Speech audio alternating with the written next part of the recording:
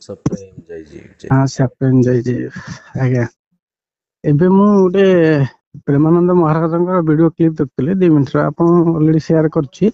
Okay ଜଣେ ଭକ୍ତ ପଚାରୁଛନ୍ତି ଯଦି ଭଗବାନ କଣ କଣ ଅଛନ୍ତି ରାଇଟ୍। ତେବେ ମୂର୍ତ୍ତି ପୂଜା ଆମେ କାହିଁକି କରିବା? ପ୍ରେମାନନ୍ଦ ମହାରାଜ କହିଲେ ହୁଁ ହୁଁ ତ ଯଦି କଣ କଣ ଅଛନ୍ତି ସେ ମୂର୍ତ୍ତି ଭିତରେ ବି ଅଛନ୍ତି, ହୁଁ ହୁଁ ହୁଁ ତ ମୂର୍ତ୍ତି ପୂଜା ନିଷେଧ କେଉଁ? ହୁଁ ହୁଁ ଏମିତି କହିଛନ୍ତି ଯେ ସାକାର ବ୍ରହ୍ମ ତୁମ ଗୁରୁ ଯିଏ ନାମ ଦେଇଛନ୍ତି ସେ ବି ସାକାର, ହଁ ସେ ନିରାକାର ନୁହେଁ କଥା କହିଛନ୍ତି। ହୁଁ। ଆକୁ ଆମେ କେମିତି କଣ ସଲ୍ଭ କରିବା? ନାଇଁ, ଗୋଟେ କଥା ହେଲା ମୂର୍ତ୍ତି ପୂଜା ବ୍ରହ୍ମ ସବୁଠାରେ ଅଛନ୍ତି, ହୁଁ ଠିକ ଅଛି, ଆମେ ମାନୁଛେ। ହୁଁ କେମିତି ଅଛନ୍ତି ତାକୁ ପରୀକ୍ଷା ପଡିବ ନା। ବାହାରେ ମାୟା ରୂପରେ ଅଛନ୍ତି, ଭିତରେ ଆତ୍ମା ରୂପରେ ଅଛନ୍ତି। ମାୟା ପରିବର୍ତ୍ତନଶୀଳ, ହୁଁ ମାୟା ଅନିତ୍ୟ ପଦାର୍ଥ, ହୁଁ ମାୟା ଦୁଃଖର କାରଣ, ହୁଁ ମାୟା ମୋହର କାରଣ, ହୁଁ ମାୟା ବନ୍ଧନର କାରଣ। ତ ହୁଁ ମାୟାକୁ ଦେଖିକିରି ଆମେ ଫେର ସେ ଦୁଃଖରେ, ମୋହରେ, ଶୋକରେ, ପୀଡାରେ ପଡୁନେ କି? ମାୟା ନା ରୂପକ ବ୍ରହ୍ମ ନାଇଁ, ବନ୍ଧନରୁ ଯଦି ମାୟା ବ୍ରହ୍ମ ଏଠି ପ୍ରଶ୍ନ ଜଣେ କହିପାରିବେ ଯଦି ବ୍ରହ୍ମ ମାୟା ରୂପରେ ଅଛନ୍ତି, ହଁ, ବ୍ରହ୍ମ ତ ସତ୍ୟ ନା, ମାୟା ବି ସତ୍ୟ ହବ। ମାୟା ଦେଖନ୍ତୁ, ବ୍ରହ୍ମ ସତ୍ୟ, ମାୟା ବି ସତ୍ୟ, ଏଇଟା ଠିକ ଆଜ୍ଞା କଥା। କିନ୍ତୁ ହୁଁ ମାୟାକୁ ସତ୍ୟ ରୂପରେ ସେତେବେଳେ ଚିହ୍ନିବା ଯେତେବେଳେ ସତ୍ୟକୁ ଭେଟିବା। ହୁଁ ଅନ୍ଧାରରେ ବାଡି ବୁଲେଇବାନି। ହୁଁ ଅନ୍ଧାରରେ ବାଡି ବୁଲେଇଲେ ଏଇଟା ହଉଛି ମାନିଛନ୍ତି, ଆପଣ ମାନିଛନ୍ତି, ଠିକ ଅଛି, ଆପଣ କହୁଛନ୍ତି ବ୍ରହ୍ମ ଯେତେ ସତ୍ୟ, ବ୍ରହ୍ମରୁ ମାୟା ସତ୍ୟ। କିନ୍ତୁ ଆପଣ ବ୍ରହ୍ମକୁ ଚିହ୍ନିଛନ୍ତି କି? ବ୍ରହ୍ମ ପାଖରେ ପହଞ୍ଚିଛନ୍ତି କି? ହୁଁ ଶାସ୍ତ୍ର ଯୋଉ ଆପଣଙ୍କୁ ମାର୍ଗଦର୍ଶନ କରୁଛନ୍ତି, ସେ ମାର୍ଗଦର୍ଶନ ମାଧ୍ୟମରେ ବ୍ରହ୍ମ ସତ୍ତାକୁ ଅନୁଭବ କରିଛନ୍ତି କି? ହୁଁ ଯଦିଓ କରିନାହାନ୍ତି, ତାହେଲେ ଆପଣ କେମିତି କହିପାରିବେ ହଉଛି ବ୍ରହ୍ମ ମାୟା ଏକ ବୋଲିକିରି ସମଦୃଷ୍ଟି ଆପଣଙ୍କ ଭିତରେ କେମିତି ଆସିବ?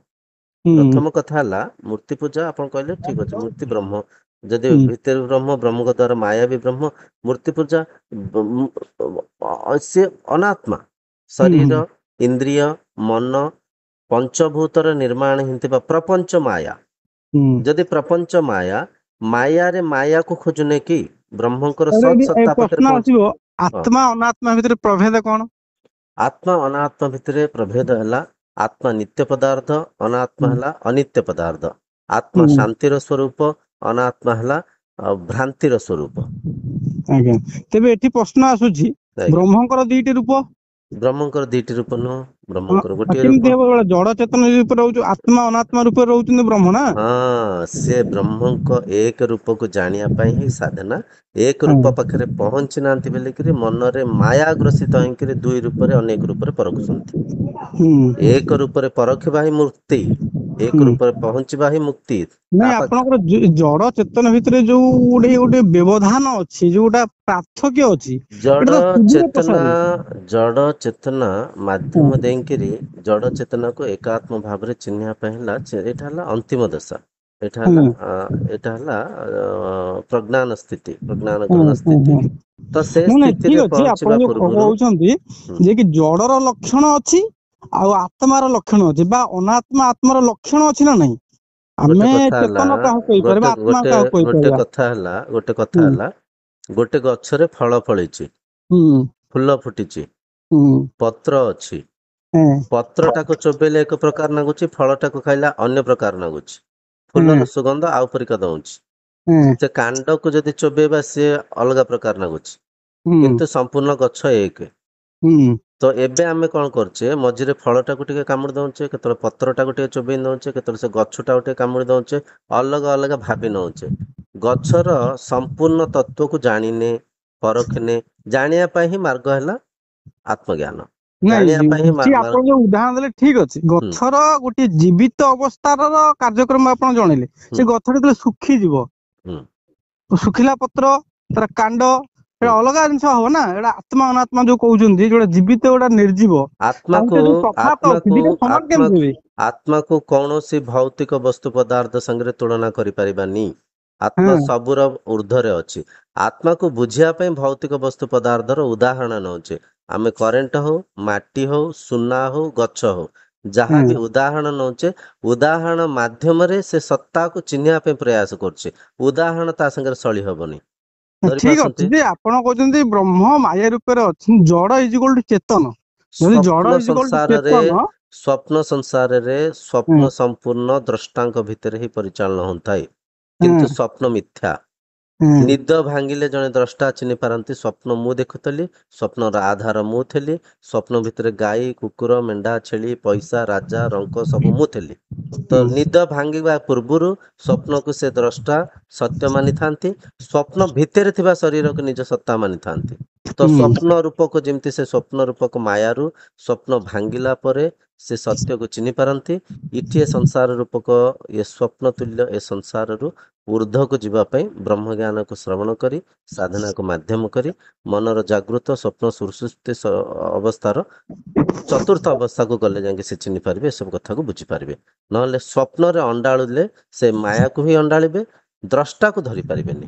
ସ୍ୱପ୍ନକୁ ଭାଙ୍ଗିବା ପାଇଁ ହେଲେ, ସ୍ୱପ୍ନରୁ ଉଠିବା ପାଇଁ ହେଲେ ଜାଗୃତ ଅବସ୍ଥାକୁ ଆସିବାକୁ ପଡ଼ିବ। ସେମିତି ଏଠି ଆମେ ଗଛ, ସୁନା, ମାଟି ଯାହା ବି ଉଦାହରଣ ସେ ସ୍ୱପ୍ନ ଭିତରେ ଅଣ୍ଡାଳୁଛେ, କିନ୍ତୁ ବିବେକୀ ହେଇକିରି ଆତ୍ମଜ୍ଞାନକୁ ବୁଝିକିରି କାହାକୁ ଆତ୍ମା କୁହାଯାଉଛି, କାହାକୁ ଅନାତ୍ମା କୁହାଯାଉଛି, କିଏ ଆଧାର, କିଏ ଆଦ୍ୟ, ବୁଝିପାରୁଛି, ତାକୁ ସବୁ ହୁଁ। ପରଖିଲେ ଆମେ ଅନ୍ତରରେ ଯାଇକି ସେ ଆତ୍ମତତ୍ଵକୁ ଚିହ୍ନି ପାରିବା। ନାଇଁ ସେଠି ତ ବ୍ରହ୍ମ ବେଦ କହିଲେ ଯେ ସାରା ଜଗତ ହିଁ ବ୍ରହ୍ମଙ୍କର ସ୍ୱରୂପ। ସ୍ପଷ୍ଟ ଜଗତ ରୂପରେ ଉପାଦାନ କାରଣ ରୂପରେ ସେଇ ସବୁ ସେଇ ଗୋଟିଏ ତତ୍ଵ। ସ୍ପଷ୍ଟ କିନ୍ତୁ ଏଠି ଯୋଉ ବେଦ ହଉଛି ଏଇ ଯୋଉ ଅକାଟ୍ୟ। ଜଡ ଚେତନ, ଜଡ ଚେତନ ଭିତରେ ଯୋଉ ଆମେ ପାର୍ଥକ୍ୟ ଦେଖୁଛେ, ହୁଁ। ତେଣୁ ଚେତନ ଆତ୍ମତତ୍ଵ ହେଲା ସିଏ ସାଧନାରେ ପାର୍ଥକ୍ୟର ଆବଶ୍ୟକ ଅଛି। ସାଧନାରେ ପାର୍ଥକ୍ୟର କୋଉଥିପାଇଁ ଆବଶ୍ୟକ ଅଛି? ପାର୍ଥକ୍ୟ ନ କଲେ ଆମେ ସତ୍ୟ ପାଖରେ ପହଞ୍ଚି ପାରିବାନି, ଆମେ ତତ୍ଵକୁ ଚିହ୍ନି ପାରିବାନି। ସାଧନାରେ ସିଦ୍ଧି ପ୍ରାପ୍ତ କଲା ପରେ ସବୁ ଏକ। ଆଉ ସିଦ୍ଧି ପ୍ରାପ୍ତ କରିବା ପୂର୍ବରୁ ଯଦି ଆମେ ସେ ମୂର୍ତ୍ତି ଭିତରେ, ଫଟୋ ଭିତରେ, ବାହାରେ ସେ ଭୌତିକ ଉପାସନାରେ ହଜିମଜିକି ରହିବା, କିଛି ପାଇବାନି। ହଁ, ଏବେ ପ୍ରେମାନନ୍ଦ ମହାରାଜଙ୍କ ଷ୍ଟେଟମେଣ୍ଟ କୁ ଆସିବା। ହଁ, ସିଏ କହିଲେ ନାଇଁ ତାଙ୍କ ଷ୍ଟେଟମେଣ୍ଟ କଣ ଆସେ? ତାଙ୍କ ଷ୍ଟେଟମେଣ୍ଟ ତ ଆମେ ଆଗରୁ ଜାଣିଛେ, କାହାକୁ କାହିଁ ପରଖିଆ? ସେ ତ ସଦାବେଳେ ପାଇଁ ସେ ରାଧା ରାଧା କାହିଁ ଗପୁଛନ୍ତି, ତାଙ୍କ ଷ୍ଟେଟମେଣ୍ଟ କାହିଁ ଆମେ ପରଖିଆ? ଆମ ନାଇଁ ମୁଣ୍ଡକୁ ଆମେ ତାଙ୍କୁ କାହିଁ ଖରାପ କାହିଁ କରିବା ଆମ ସିଏ ଗୋଟେ ମୁଣ୍ଡକୁ? ଷ୍ଟେଟମେଣ୍ଟ ଦେଲେ ତ ଆମର ବି ସ୍ୱାଧୀନତା ଚେତା ଅଛି, ଆମେ ବି ଷ୍ଟେଟମେଣ୍ଟ ମତେ ଦେଇପାରିବା। ଆଉ କଣ ଷ୍ଟେଟମେଣ୍ଟ ପଚାରୁନାହାନ୍ତି, ମୁଁ କହିବି।